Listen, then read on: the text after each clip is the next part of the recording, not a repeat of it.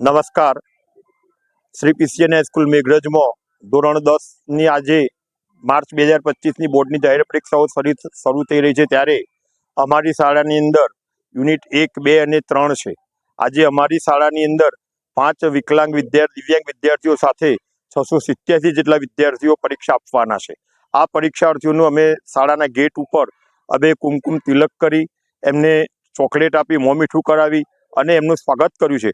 વિદ્યાર્થીઓમાં ખૂબ અનેરો ઉત્સાહ જોવા મળ્યો કે જેઓ પરીક્ષા આપવા માટે પણ ખૂબ તાલાવેલી હોય એવું અમને લાગ્યું. વિદ્યાર્થીઓ ખૂબ ઉત્સાહી જણાયા. આજે ગુજરાતીનું પેપર છે. શાળા પરિવાર વતીથી તેમનું પૂરેપૂરું ચેકિંગ કરવામાં આવ્યું. વિદ્યાર્થીઓ પાસેથી કોઈ પણ વસ્તુ, મોબાઈલ કે કાપલી કે કોઈ પણ પ્રકારનું પરીક્ષાલક્ષી સાહિત્ય તેમની પાસેથી મળ્યું નથી.